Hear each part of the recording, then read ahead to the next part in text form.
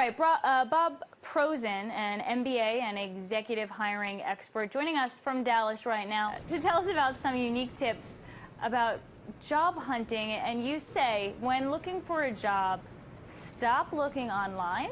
Can you explain that? The more you look online, the more you're competing with everyone else.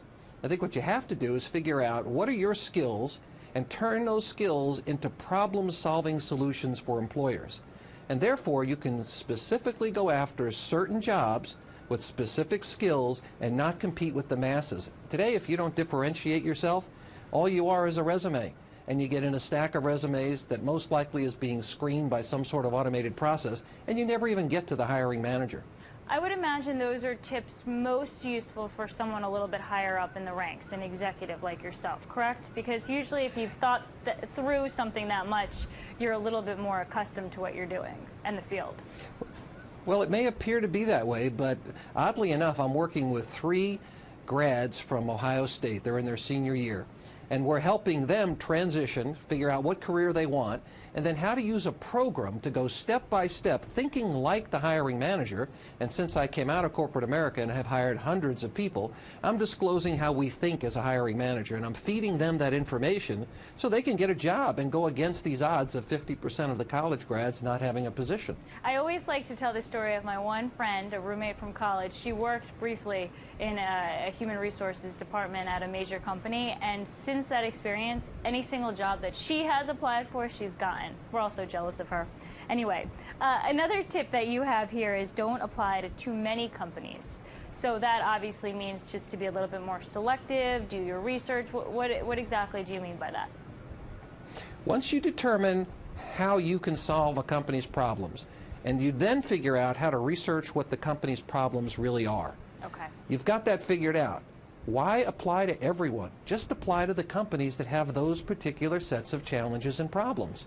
Narrow your search. This is not a game of numbers where we send our resume out to everyone.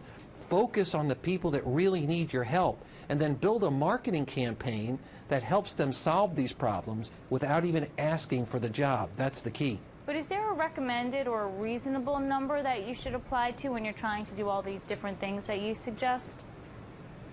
Well, you should apply to probably a dozen, but they're well thought out because you have to keep these campaigns going. This isn't a one-time just shoot a resume or a cover letter. We're talking about a marketing plan that has 12 steps in it that allows you to stay in contact with the hiring managers over a period of time so that you develop a relationship. All of that needs to culminate in being asked to have an interview. And that doesn't happen quickly, so it takes time and effort. So the question is, how many of those can a single person manage at one time? Right. I'd say probably a dozen. Okay, fair enough. And I love point number 4 because it says, don't send your resume, period, seriously. Explain that one. Don't send it to HR? Or don't send a resume, period. I think both of them are important. So let's combine both of them. When you have a resume, it looks just like everybody else's. It's a flat document. Instead, I suggest something that looks like this. Here you have the problem you're solving targeted to that employer, how you've solved those problems before. This is called a one-sheet. And notice how it stands out. It's not just like a regular resume. Here we have references and testimonials of where we have worked before or the things that we've accomplished, jobs that we've held, and here's all the contact information.